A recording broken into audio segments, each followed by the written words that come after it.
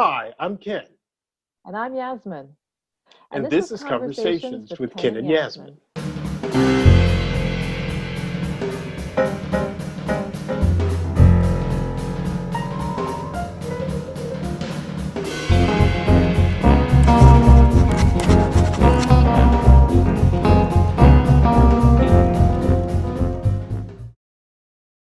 My name is Godfrey Santos Plata. I immigrated from the Philippines on October 28, 1988. I grew up in LA and Long Beach Unified Schools while my parents worked union jobs. My education and the security of their wages and benefits got me into college so I could serve my people, immigrants and people of color, as a public school teacher. I've worked and organized with students, teachers, and schools for more than 13 years. I love what I do. But we're not also lucky. Today, I'm 35. I'm a renter in Koreatown. 40% of my monthly salary goes toward my rent, and for too many families, it's more than half our checks. All around us, we see luxury apartments we can't afford rise behind encampments of those who have become unhoused in the process. And when it comes to education, we tell our teachers and schools to solve for poverty, solve for lack of healthcare, solve for trauma. We put pressure on our schools to do more with less, while big money captivates the attention of our leaders. We deserve better, and I believe we can make it happen.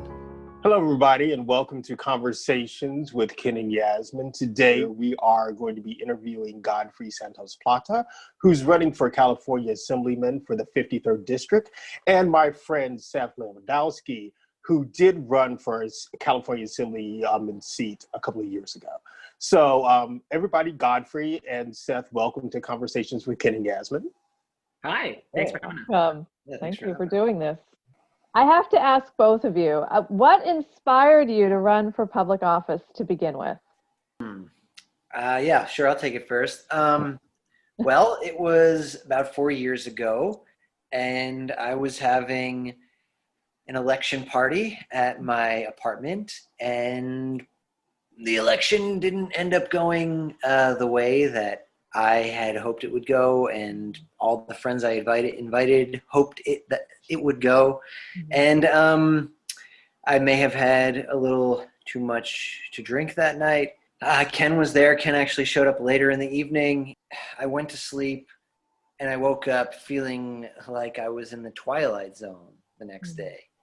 Completely unempowered. I felt scared. I felt weak. I felt just perplexed. Like, how could this have happened, right? And I had a dentist appointment that morning, and I stumbled out into the bright light, and I was in shock. And I got to the dental office. I was able to walk there from my apartment. It was close by. And the young ladies at the desk had these broad smiles on their face, and they looked at me like nothing had happened. And I could not handle that. I mean, I knew almost immediately that I needed to get involved, that I needed to feel empowered, that the people behind, the young women behind this desk, like, it was clear, or it seemed to me that they hadn't understood what had happened.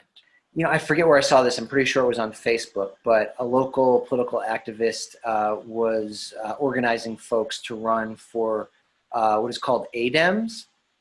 It's a very low-level position within the Democratic Party itself within California.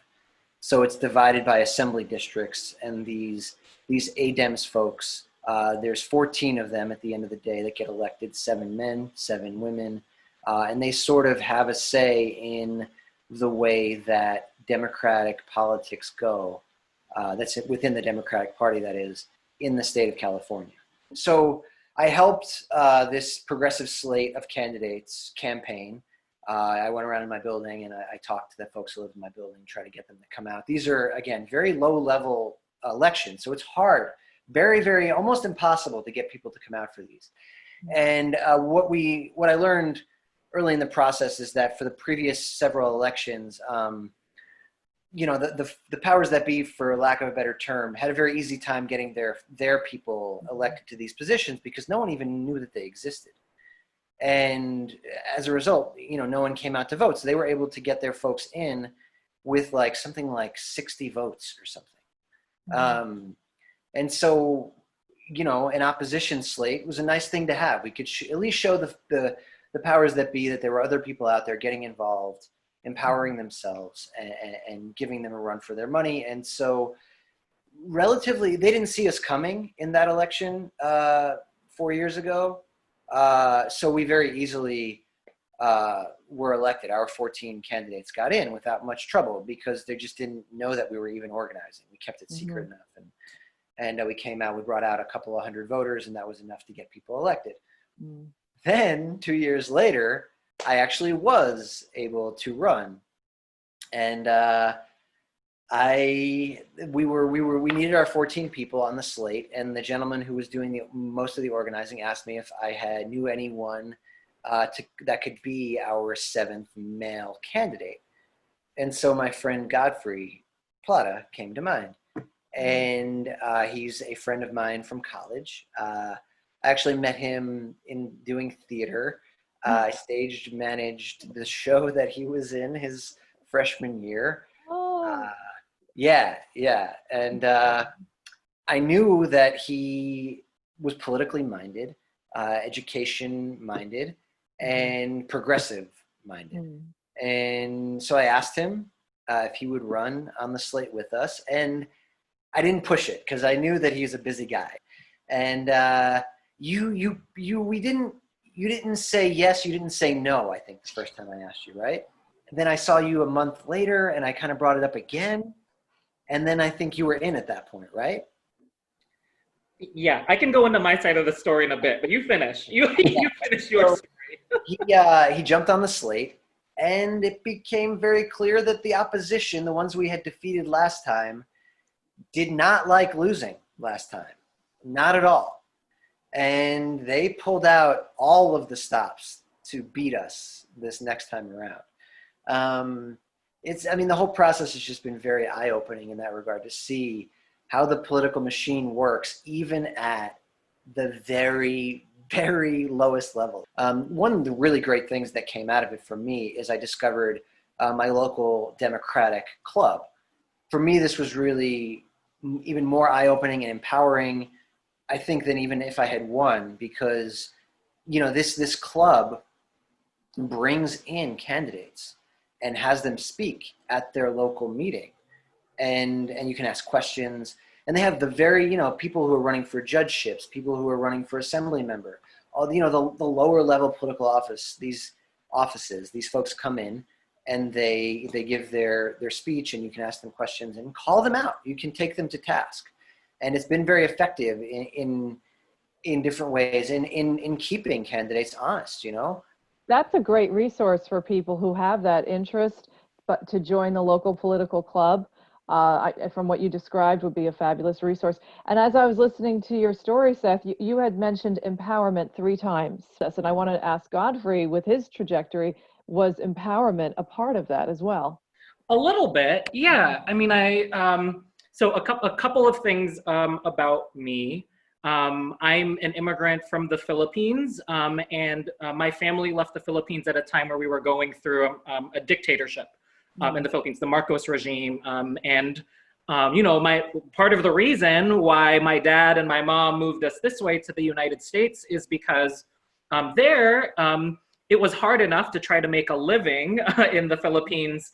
But my dad had friends who had political beliefs that they voiced and then were murdered for their political beliefs. He talks about a friend that he had who was stabbed 37 times to death for being politically active. So when we moved here to the United States, politics was never supposed to be the thing that we engaged with. It was the path to insecurity, not the security that they wanted. We were told, keep your heads down, don't rock the boat, that kind of thing. I didn't get that from my family, this idea of empowerment. It was just about stay the course. What really got me to think about power in the United States was I had the fortune of going to an LA Unified school for elementary school. And it was a predominantly Black school, 87% Black, 10% Latino, Hispanic, and then 3% other. I was other. And I think because of the population of the school and the community it served, I had access to be able to learn about the civil rights movement, slavery, uprisings, et cetera, like from a very early age. And I actually experienced the LA uprisings, the riots, from that particular school. And so for me, I learned about power through history and through the community that was built around me. And it was in direct tension with what my family was raising me to believe. So I think it took me a long, long time to really understand what power would mean to me. And you may hear me talk about the word power as opposed to empowerment. I think I'm an organizer now. My work is at the intersection of organizing and education. And organizers don't believe in empowerment because that means somebody has it and they're going to give it to you. I believe that everyone has power, and sometimes we don't actually know what to do with it, right? Or we don't find each other to band our power together to be able to do something with the collective power. So I'm not waiting for someone to empower me. I'm one of the reasons why I decided to run is because I realized that in our district, we have 483,000 people who live here. That election that Seth talked about, that he ran in 2016, 2018, 600 people showed up. I'm gonna say that again, 483,600, 3 digits, people came to that election in 2018, 2018, wasn't it? It was 2019. When you think about power, there were clearly 482,000 people who did not exercise the power because they didn't know. And it's not the voters' fault. We blame voters a lot in our society. The system is purposefully not spending their time with voters to be able to support voters to understand the process and understand what they can do with their voice. How do you rectify that? How do you do what can you do? How do we get the voters to see their own power in change? What can we do? Love it. This is one of the reasons what got me to say yes to run for office, even though this was never anything that was in my plan to be able to just do with my life. When I noticed those numbers, right, like 483,000, but we're the 4th lowest voter turnout district in the entire state. I began to ask questions about why that was. And when I began to learn about how elections work, what we see is that there are voter data systems that basically folks who run for office use. And when they use these voter data systems, the best bet is to spend your money on people who are already highly likely voters. So in my district, in the 2018 election for the same race that I am running for now in 2020, only 24,000 people came out to vote for the person that I'm running against in the primary. So again, 483,000, 24,000. So I began to ask myself the question why that was. And what I learned over time is folks who run for state legislative races tend to spend their money on mail, right? Like they press go on mail. Everyone now believes that they should be expecting mailers. What they weren't doing is actually going door to door, engaging with voters. And so I said yes to running because as an organizer, I think it's more powerful to actually have conversations with people at the door. So something we can do, both as like regular people, but also as people who want to see more civic engagement in our society, is actually talk to each other about voting. So I'm really glad that you all are even using, the virtual world as a place where we can talk to each other about this. Most of the people, we've knocked on tens of thousands of doors pre-pandemic, clearly now we're not doing that. But most of the people we knocked on doors for had never been visited by anyone running for office in the decades that they have lived in our district. And because literally we were the first candidate to visit and actually ask like, what's important to you? That was like already automatic buy-in to want to learn more. And so I think the first thing that we can do to get people to understand the power of voting is by asking them what matters to them. When we engage, when all we do is give people a transactional thing to do, like go vote, they have no reason to do so. But if you ask them like, what are the biggest pressures in your life right now? And they start talking about rent or parking or jobs or transportation, like any of those things, then they have a reason to begin getting involved. And I think that's huge. And when you get a piece of mail, that mail does not engage you. It just it's a transaction, and that's not engagement. So it sounds like it's the issue that voters need to be aware of. It transcends a party line. It transcends someone's name. It's the issue. What affects you? What affects your family? Where do you want to see change? Is that correct? That it's the issue that needs the attention? Issues are a word that we use when we're already politically inclined to think about that. Like, but people don't feel the care, right? It's like people don't think that those who are decision makers right now care about them, that they will exist as other and different from each other because they've never talked with each other. And so I think by asking about issues, I'm exhibiting care, and I do care. I think that's the first step. What will help people feel cared for? If I was not friends with Seth, I would not have even known that those elections were happening. Yes, exactly. It was one of those things that I was getting texts, we were getting emails, and I'm like, okay. And then I was still registered in Inglewood, so I couldn't vote at the time. I mean, I just switched over this past year so I could vote in Koreatown. But it was at the same time that I would tell you this, I won't mention the candidate's name, but when I was going through my second knee surgery, when I was living here in Inglewood, he knocked on my door. We talked for 30 minutes. I went up to go get a glass of water because I needed to take a painkiller. He got the glass of water, came back here. We talked about politics for a good 15 minutes. He will always get my vote. See? I agree with his politics and everything, but the fact that I'm sitting up here in extreme pain with my leg in the cylinder cast, and he knocked on my door, and he saw when I got to the door that I was like in pain. We just sat down there, and we had a nice conversation just about politics within Inglewood and statewide. But a lot of times people don't know when elections are happening. I know out here in Inglewood, one time they had a special election for a school board election. I was able to walk in and vote and walk out within 3 minutes because nobody was there. And a lot of time they just don't let the public know that these elections are happening. Unless it's a national election, it doesn't have that, let's say, the fire. I've heard this argument made over and over again, is that the local elections are the most important ones, right? Those are the things, the issues that are decided by your local politicians are going to directly affect you much more than what is done at the national level or the federal level, generally speaking, right? And yet those are the ones that people know the least about. Those are the ones that people, and the burden, it's tough, right? People work full-time jobs. They have kids, they have bills, all that stuff, right? How can we expect them to know about this stuff? This, like Godfrey was saying, the system isn't set up to help the voters be informed. It's not set up so that they know these elections are happening, and so they don't vote in them. And then you get these politicians that can feel a little disconnected from their districts because they haven't had to connect with people. They haven't had to actually listen to what people are concerned with. I will say, when we've used the word the system, and it's this very distant word. The system is people. Right. And people are both making choices. So there are people making choices not to engage with voters, but the system is also laws and policies maintained by people. And right now, laws and policies are letting the decision makers continue this path that they're on. Because, for example, people don't have, say, election day off as they do in other countries. Right.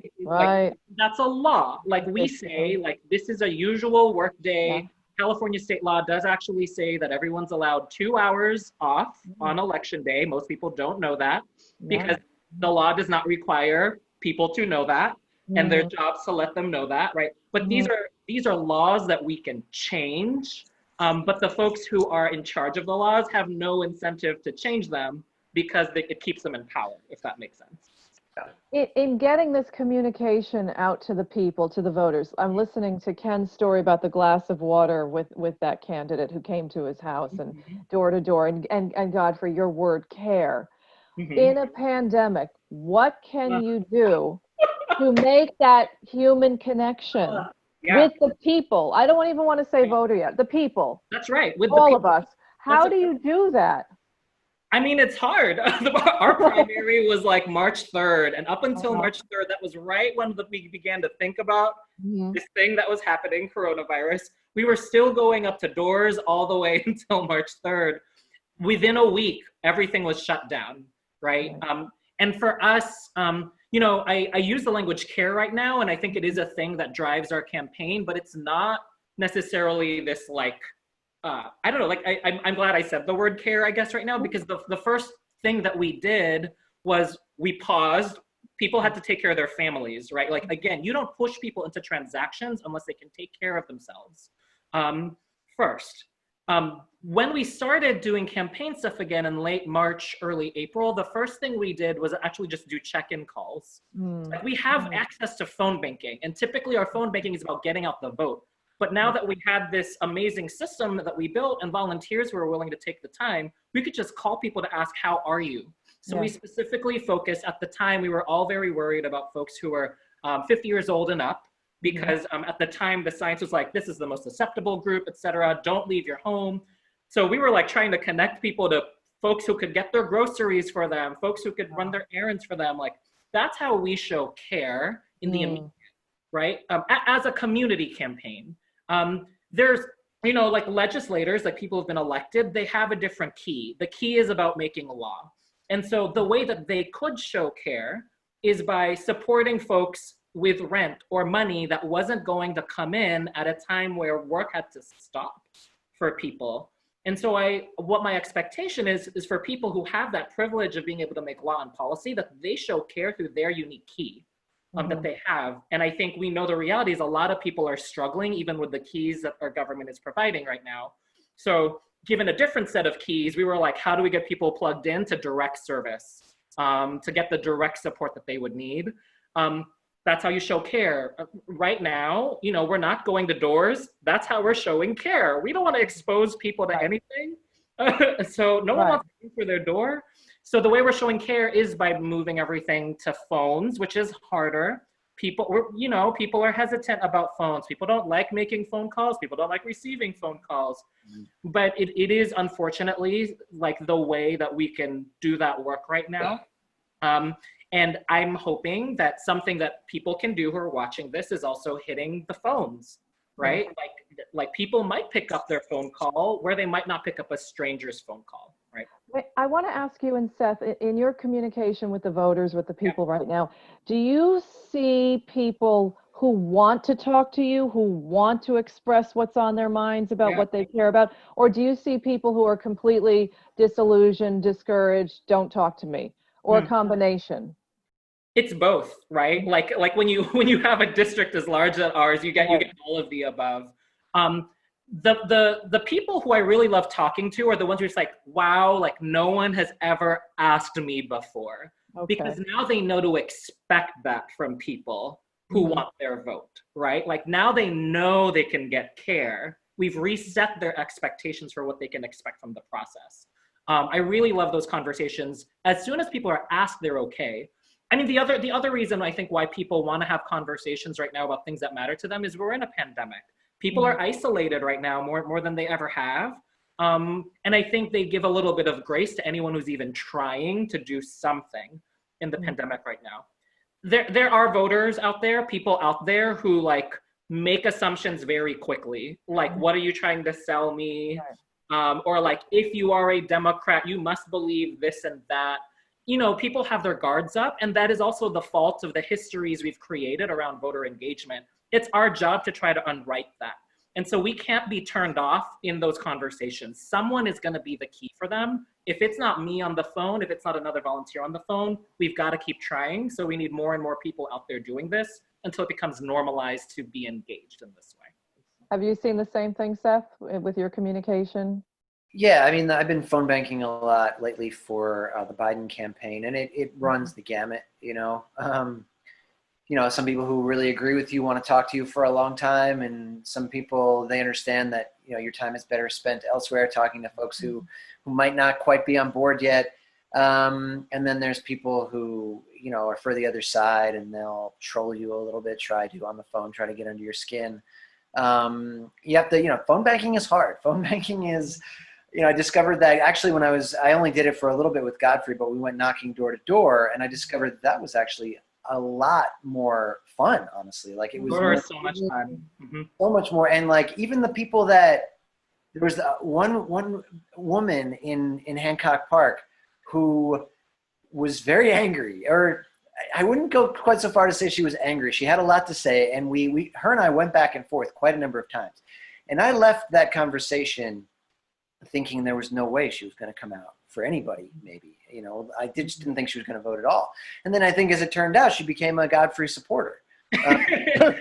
Yeah, I literally took her to the polls. She didn't have a ride. And so she called our campaign, and I got to take her to the polls. But like, a conversation literally changes the trajectory of anyone's engagement. But it takes that. It takes a door-to-door. It takes a phone bank.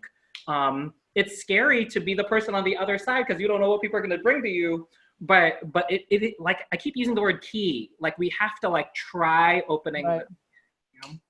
And I think also people need clear communication about specifically the process of voting on voter day, because on the election day, because of the discussions about in person or mail in, and people are, I think sometimes I talk to people who just feel like they're stepping further and further away because they don't want to deal with this.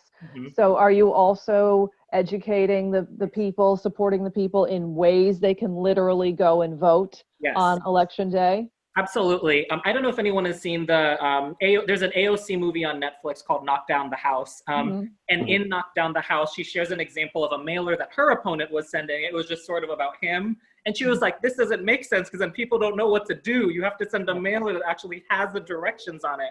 So absolutely, that is a priority for our campaign to do some of that work. Just for folks who might be watching this, it's interesting. We think of election day or voting day, and it's actually a window of time. Right. October 5th through November 3rd is our voting window. And you can even send in your mail on November 3rd, as long as it's postmarked. You could even bring that in and drop it off somewhere if you wanted to on November 3rd. California has actually said it will count votes it receives until November 20th. So we're not actually going to know results until later in November, for better or worse. That's a lot of anxiety for lots of people. But I mean, like with mail-in, because of the pandemic, et cetera, that's how California has made that adjustment. Not everyone knows what you just said because exactly. they think it's a day. They don't know it's a window. They don't know about the postmark. And this is a way to educate people, and that they shouldn't be afraid. They have to find the power within themselves. That's right. And the thing that's also been interesting is that I've been noticing drop boxes all over Koreatown. Like the routes that I go to, I looked across the street at the Pio Pico Library. There's one right there. Oh, is that where you live? I'm not far from you then. Okay, I was like looking at that going like, that wasn't there last week. And I was just sitting right there like, okay, there it is. And then knowing that before, I've actually driven out to Norwalk to the election headquarters to drop off, to do early elections, to actually do it then. Like, I think it was 2018. Went out to Norwalk and did that. But there's several different ways that people can vote. It's just about educating them on how they can and doing it in such a way they can feel comfortable about the process. Because once you do the process, it removes any stigma or fear from it, because it's relatively easy. I think the hardest thing, especially in California, because the way that we do things is sometimes very great and forward and sometimes very, very backwards.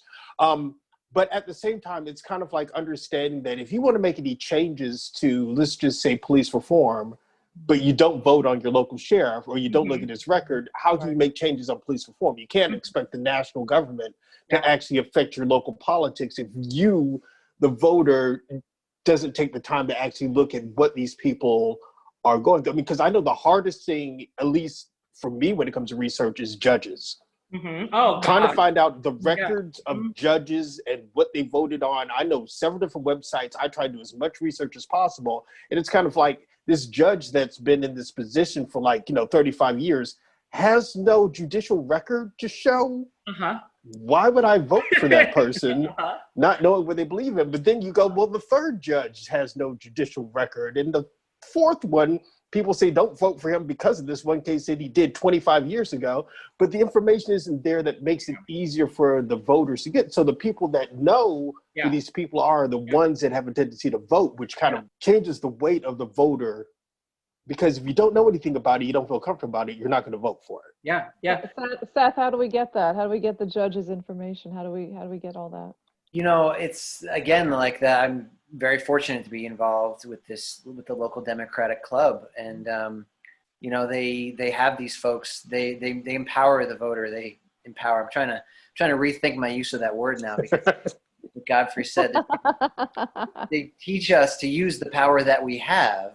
Yep. To learn about these judges, and they help give us that power. They help us use that power by educating us on these judges' records, and then having some of the judges even in to speak at these meetings. Although it's still, the judgeships, a lot of times they end up with no endorsement. For the judges, it seems to be still the hardest one to kind of find out about it. And a lot of times these judges run unopposed as well. And so going back to something you were saying before, I think it's this interesting balance between, we have to break through the cynicism, right? That people have. People feel like they don't want to use their power because they feel cynical about it. They feel like no matter what they do, their vote isn't going to make a difference. So why spend the time? Why waste? They see it as wasted energy, to go out there and vote, because they just haven't seen anything change for so long. And so to figure out how to break through that cynicism. And I think Godfrey's on a really, strong path here with doing what he's doing, showing people that the care, and listening to people, and, teaching people to use their power so that they know that it does make a difference at the end of the day. One of the most misguided comments I've heard from people is, well, it's not going to change my life. It's not. I've heard that over. It's not going to change my life, my day-to-day existence. So misguided. They say that until it does, and then when it doesn't, they're upset. But they should have. Then it's too late. No, it's too late. Yeah, it's too late. I want to ask you both about endorsements, because I think in conversations I've had with people who have thought about running or are curious about it, people are discouraged or dissuaded or just misguided about the financial aspect of running a campaign, and how does one get endorsements, and what is the process, and how important are endorsements? A couple of things, and we can even use this judge example to keep going with this endorsement scenario. So one of the reasons why it's really hard to find out about judges is because you have to raise money in order to get your message out there. And right now, the laws that we have in California require that people raise their own money. We don't have public financing for campaigns, right? There are places where literally the city or the county or the state will actually ensure that every candidate has a platform to tell you who they are. But because we've adopted this system of just you have to be able to raise the money to get your message out there, that's a law that we can change. That doesn't have to stay there. Why I mentioned that right now is endorsements at the end of the day are only as important as much money and power backs them.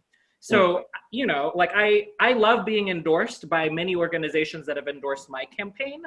But a lot of the power that backs my campaign is very community driven, and we're operating off of literally the money that people are raising.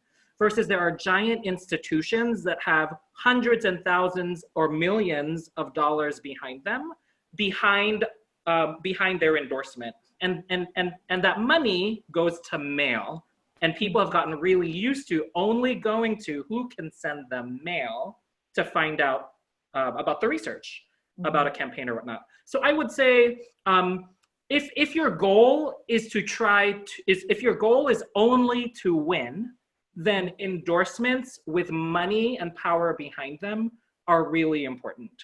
If your goal is to push forward a series of issues and build people's conversation around them to build that education, then it doesn't matter as much if there's money behind it, because what you're doing is helping people understand that someone wants to represent them. And that's important. People need affirmation, or else they're going to be jaded by the system that we've been talking about. Okay.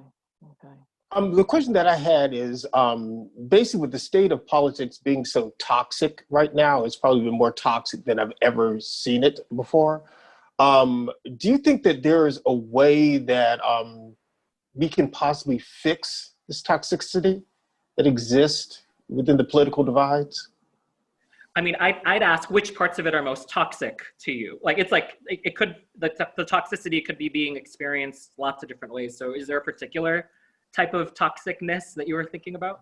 I believe it's more of the tribalism. The idea of not being able to talk to anybody that has any type of opposing views without rejecting theirs as a human being, rather than as a thought process. I remember as things have progressed in the past couple of years, because I've always been politically active, but I remember my friends that were conservative that I used to be able to have these conversations and debates with over coffee that now, it's just, we've cut each other out of our lives for the most part. And it's one of those things that, the simple statement that they can say turns into this flood. A lot of it has to do with the fact that people don't have anything else to do but be online and really fight with each other. Right. But some of it has to do with the idea that we forget about the individual behind the thought process and the ideas. So I think about my friends that basically have been conservative their whole life, and I think about how many that I still talk to like on a weekly basis, and it's dribbled down to maybe like a few. But it's the idea of that the human being seems to be erased over the political platform. And I think that's the main thing for me. It's just like, as human beings, we should be able to connect with each other on some shape, size, or form, because a difference of opinion is a difference of opinion. But also, when you're dealing with a difference of opinion that can end up with my life being lost or things that I need being lost, it's hard to look at it as just a difference of opinion rather than a assault. Yeah, violence almost. Yeah. I mean, to respond to your question, like when you asked about toxicity, I didn't make an assumption about what you meant by toxicity. And too often when we hear people use any words to describe anything, we make an assumption and just respond right away with a statement that then defends what I think, right? Right. I asked a question instead. I asked what you thought about toxicity and like what that meant for you, and you ended up sharing a story about that. I feel like that builds more trust between people. Like I now have access to knowing a little bit more about what brings you to understand politics as being toxic. And people might answer that question a lot of different ways, but it takes two to tango, right? People have to be able to share where they're coming from and be curious about where the other is coming from as well. And I will say, James Baldwin has a really great quote, right? Like, we can agree to disagree as long as it doesn't actually, I'm trying to remember the exact words, as long as it doesn't actually deny me my humanity or lead to my own oppression. We can have conversations like that, and I can protect myself if I believe I'm in material and physical danger as a result of engaging with you.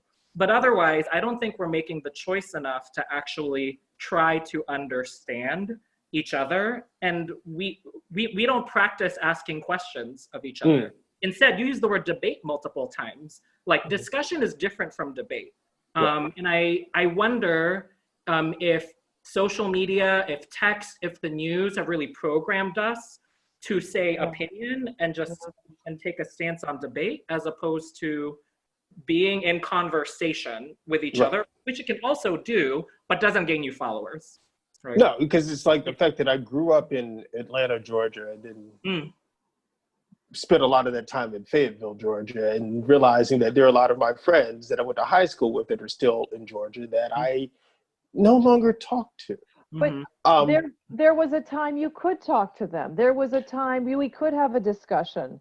But I from what you're saying now, it's getting more difficult. And I think I don't know if Godfrey, this is where you were going, but or Ken, the way the media perhaps, the way people are maybe conditioned to engage in a discussion is more divisive than before. It's hard to deal with semantics through text.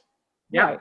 My rule these days with social media, I think, there is such a disconnect when you're doing anything on your phone, whether it be via text or via anything on social media. And so the rule I've come up with for myself, because I have gotten trapped in exactly what you're talking about, Ken, these vitriolic exchanges with people family, people that I should love, but they're not necessarily people that I'm that close to these days, right? Right.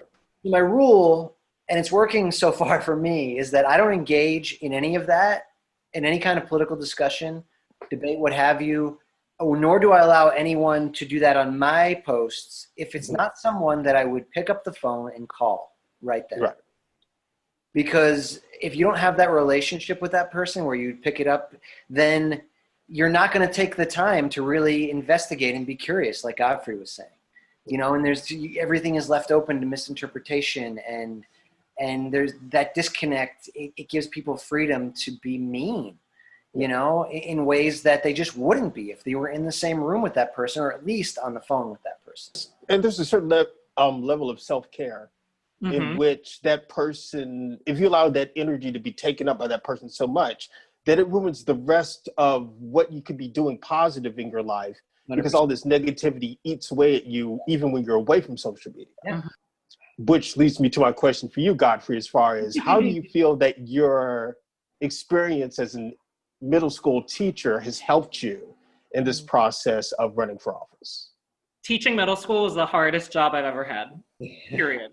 And so I feel like I bring lots of things to running for office as a teacher. Like in order to teach 180 seventh graders in a school year, and I had 49 students in at least one of those classes. That look is exactly right, Ken. That's right.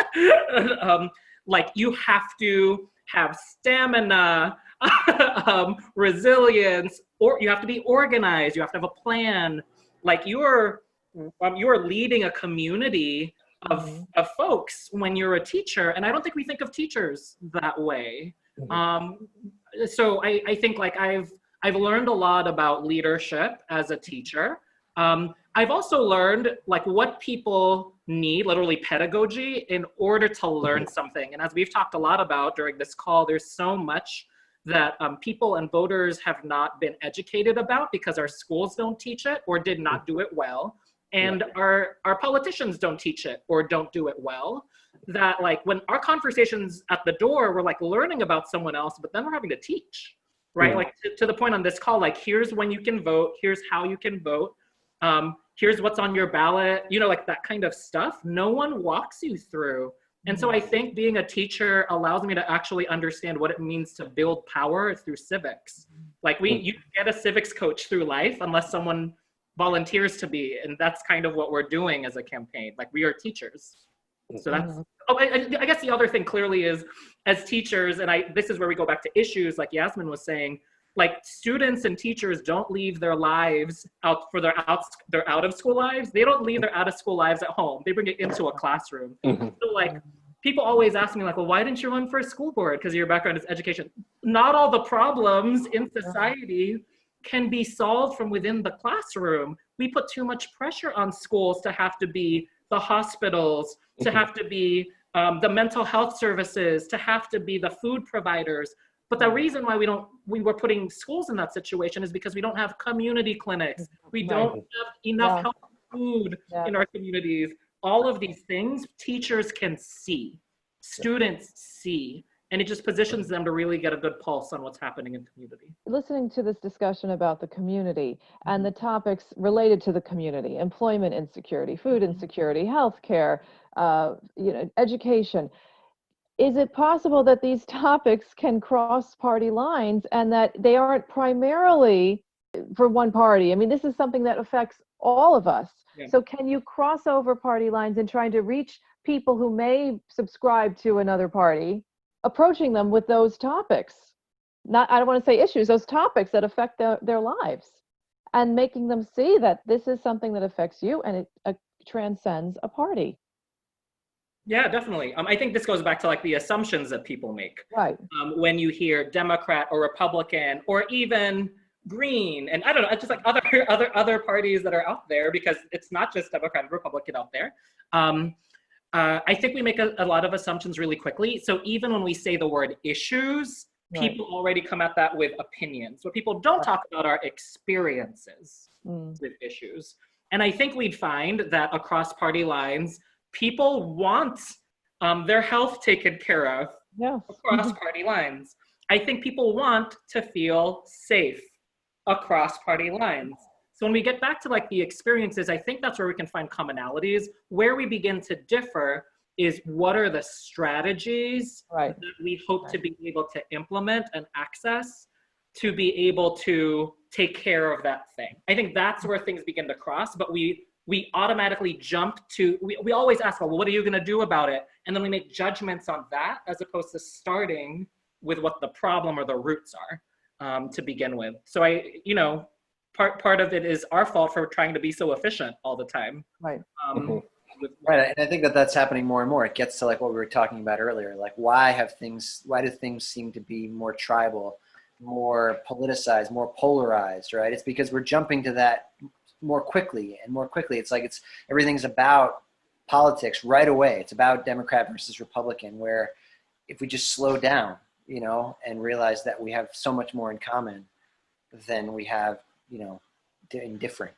I will say that I think a root difference that now that I've been able to just chat with like lots of people and get to know them, a root difference that begins to divide people is the extent to which they believe you ought to be able to take care of yourself. Right. I think that like literally like if you believe that people should be able to take care of themselves and themselves alone, that's like one end of the spectrum. I think another end is we should take care of each other is a different end of the spectrum.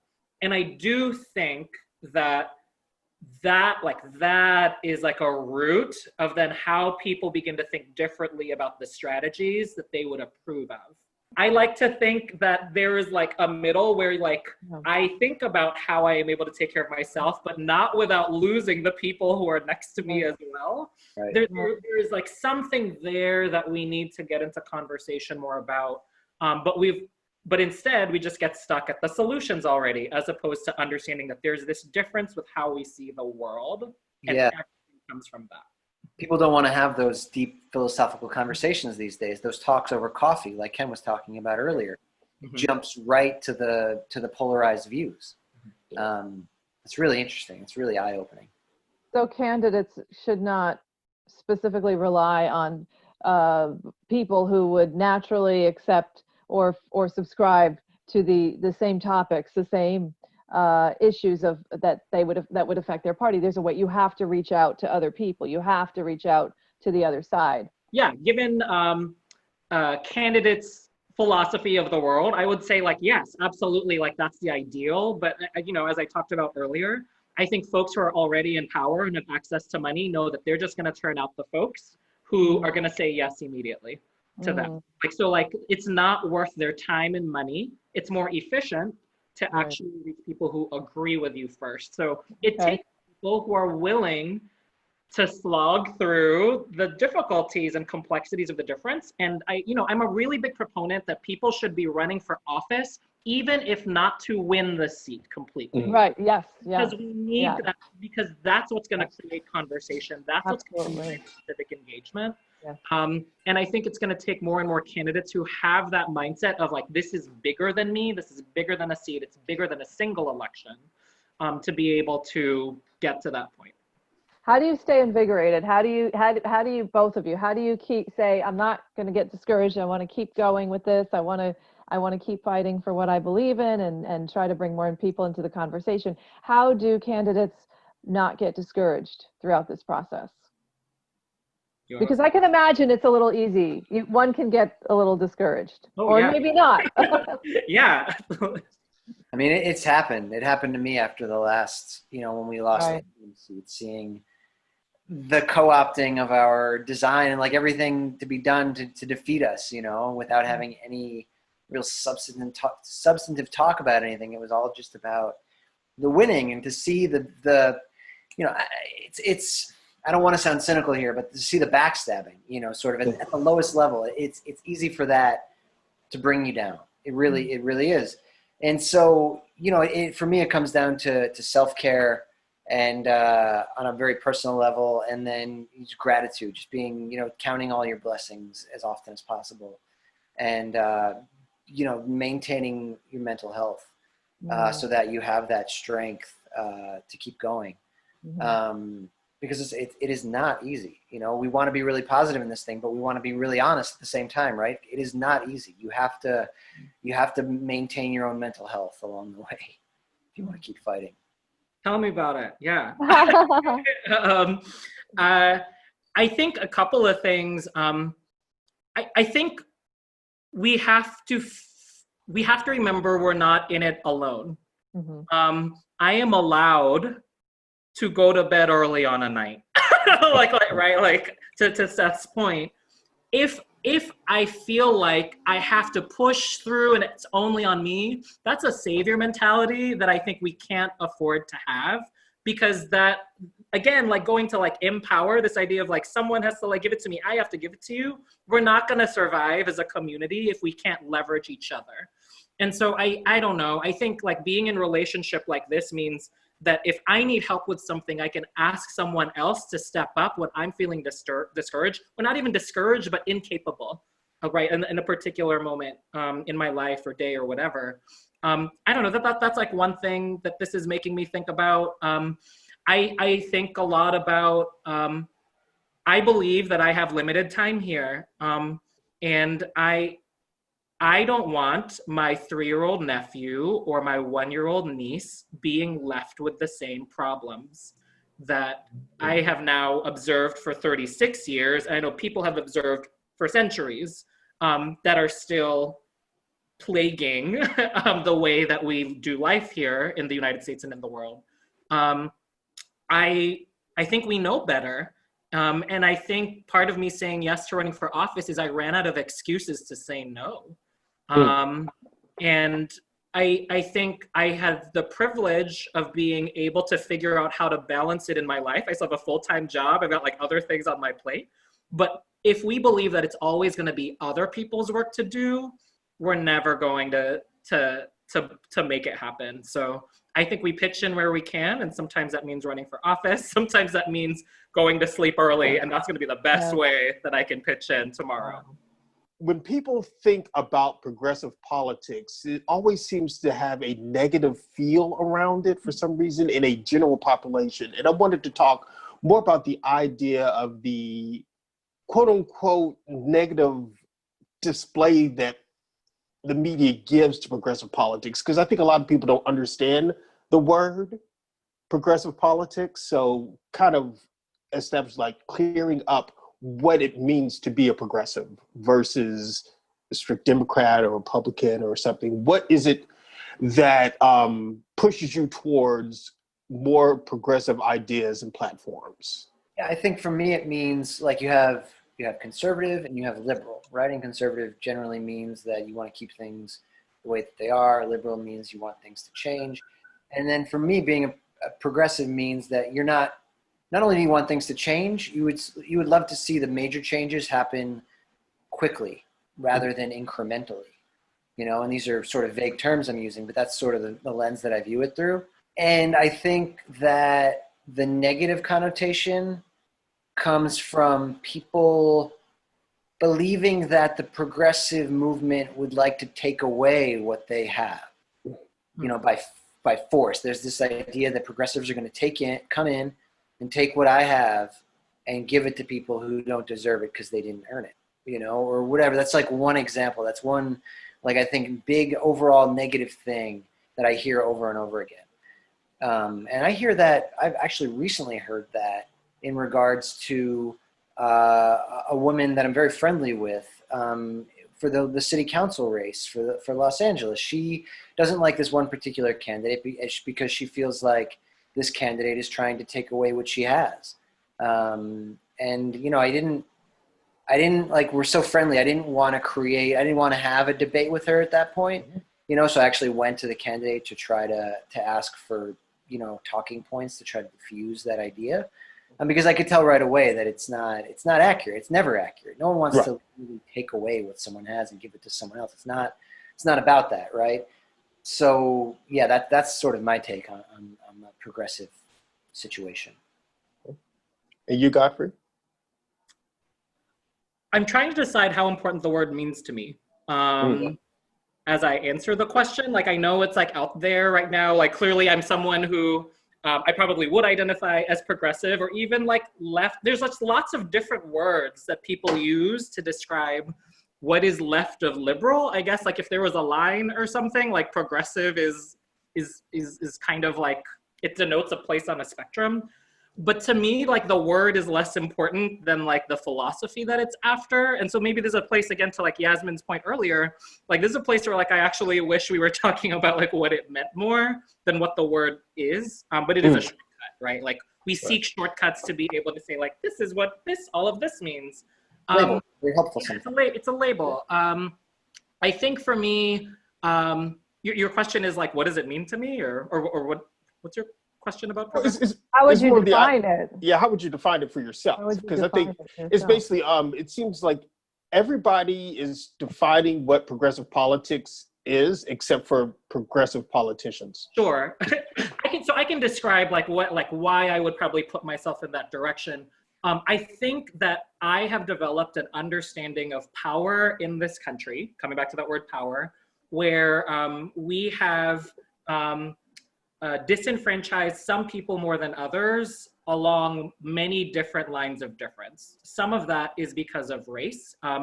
And we have created sets of racist or anti-Black laws in the country that have allowed some people to benefit more than others. But we have to recognize that there are folks who have not benefited from those same laws. Same thing with like, we're in a capitalist society. So it means that like some people have plenty of wealth and other folks are working for those people who are more wealthy. And that again is a disparity that we're living in. And for me as someone who associates more toward like the progressive side of things, my theory of the world is that like, that's not fair. Like that's not fair. And my vision of a society that would actually allow us to fulfill democracy, which I don't believe we're fulfilling, is one in which we actually supported folks regardless of race or regardless of their current economic situation or status, to be able to first survive and then thrive in the same ways that those who are more privileged because of their race or class have benefited from. So for me, it's an analysis. I have an analysis of the world. I have a compass that guides me on, and I make decisions or support policies in relation to that compass. Godfrey, the 53rd district is huge. It's amazingly huge, covering Koreatown, Boyle Heights, downtown Los Angeles, and parts of East LA. So knowing that as big as the district is, and you running for the assemblyman seat in California, how do you feel that you can better reach such a huge and diverse community with your platform? Yeah, I have three thoughts that I have about that. So one is, it's not just the 53rd district that is that big. Every assembly district, we've got 80, is about 500,000 people large, which is awful. Part of the reason why that is we haven't revisited this number 80 since the 1880s, when California was literally dividing itself up and each assembly district represented 12,000 people. Now we just let it continue because we're not asking questions, not interested in changing those laws. And so now the only people who can afford to run are the people who can afford to reach 500,000 people, which leaves out most of us. So that's like the first thing that I think is really important. We can change that through law. It doesn't have to stay that way to solve for the problem that you're implying, that it's like too big, so diverse, et cetera. The second thing is, it is ultimately about fundraising. Your question, part of your question is about reaching people. So it is ultimately about fundraising and where you can't make up for fundraising, people power. People, if you go to campaign school, they tell candidates, there are three resources you have: time, money, and people. And where you can't change time, so you can only change people and money. And so for me, I want to be able to sort of like prove who I am listening to by who I take money from. And so I don't take corporate PAC money. I am raising money through individuals, regular people. And so that's how we're fundraising, to be able to reach as many people as possible in the district. It's hard, and that's why our volunteer base has to be so big, why we were knocking doors so much, why Seth has knocked doors, et cetera, because we cannot spend as much money as folks who have money being thrown at them by corporations or big lobbying groups, et cetera. So it's just more work to reach that many people. The third thing is, there's the assumption that as someone running for office, because you are representing the entire district, that you have to be for everyone. And I don't think that everyone is for me and that I am for everyone. And so for me, given how I've even shared on this call, like what I believe about the world, I believe that there are groups of people, communities who have been underrepresented in politics. I am interested in making sure that folks who have been underrepresented in politics have a louder and louder megaphone to be able to talk about their experiences. So I'm spending my time with folks who are less likely to be engaged by folks currently in office. And so that means as I think about 483,000 people, as much as I would love to be able to knock on the door and talk with all 483,000, I am prioritizing. Right. I'm prioritizing immigrants. I'm prioritizing renters because in the state of California and in our district that is predominantly renter, not one of our 80 assembly members will be renters come November if we don't win. Which is wild that we think we can come up with housing policy that's going to protect renters without a renter at the table to actually talk about that experience. And so that, you know, like we're prioritizing, and it is about actually saying our communities need a voice.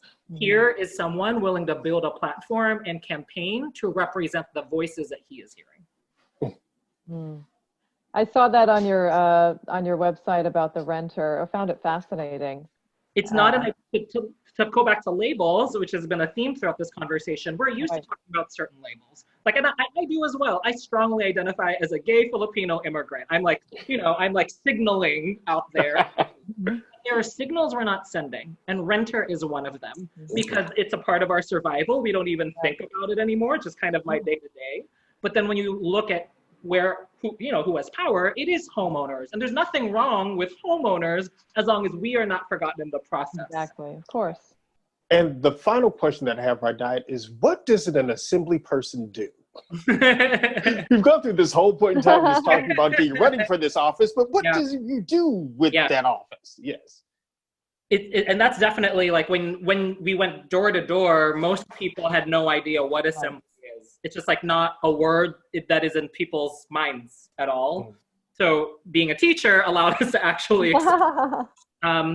we have a group of 120 people at the state level who get to propose what laws need to be fixed or what laws are just not there and need to be created. 80 of them are assembly members. There's 40 senators up there who have even bigger districts than we do. So I'm running for the small version of the seat for 500 million people. An assembly member is just that. They propose laws for the entire state. And so that's different from city council because more than just LA, that also means that the laws that we would be proposing also impact San Francisco, the Central Valley, San Diego, et cetera. But it's everything. It's like education money for all districts, not just LA Unified, but all districts. It's renter issues, not just in LA, but everywhere across the state. And that's why it's hard. And that's why we need representation, because there might be folks who are louder representing unique needs in the Bay Area, which experiences density in a different way, has different transportation needs. Clearly air quality is like a big issue right now, but if you happen to be closer to like, you know, like a more rural area where you're not experiencing the city, you've got different representation up there. So it's the space for that conversation for policy. That's where all that happens. So Godfrey, as one of your constituents, could you tell me what should excite me, or what is exciting about your platform? Why should I vote for you? So a couple of things. I never wanted to run for office. I think that should be really exciting for folks because I think we need a lot of fresh air in politics. I think a lot of us are tired at all levels of where conversations are at politically. We live in the same district of 483,000 people. And of those 483,000 people, most of the people I talk to would never be able to name who their assembly person is.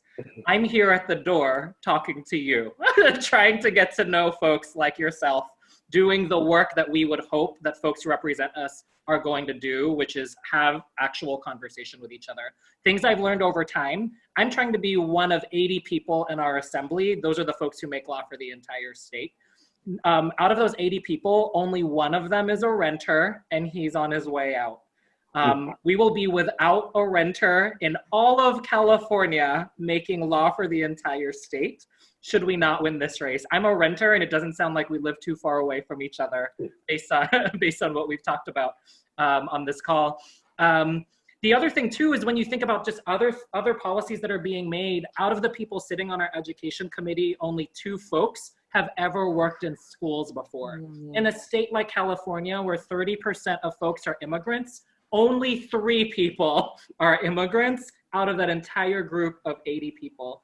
I also identify as LGBTQ, and we're California, so we would hope that we are much more represented. Right now, there are only 4 people in the entire assembly who identify as LGBTQ in some way. I'm Filipino. I don't know if you know other Filipino folks.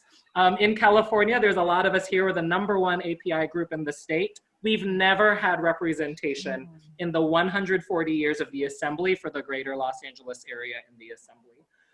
There's a lot going on, but we're clearly not at the table, so we're throwing in, and it's not going to happen. We're not going to change the system unless we try to get into it, and that's what I'm trying to do. I'm trying to represent folks who can talk with each other, who know and can build trust with each other, and who clearly represent needs that aren't being represented at the table. The election is November 3rd, but people are going to get their ballots on October 5th. So during that entire time, you're able to go with Godfrey. And if you want more information, you could go to godfreyforassembly.com to get more information there about our campaign, but we'd love your support because when you think about 80 people, do you want more of the same, or do you actually want someone who can represent you because they've talked with you? Until next time.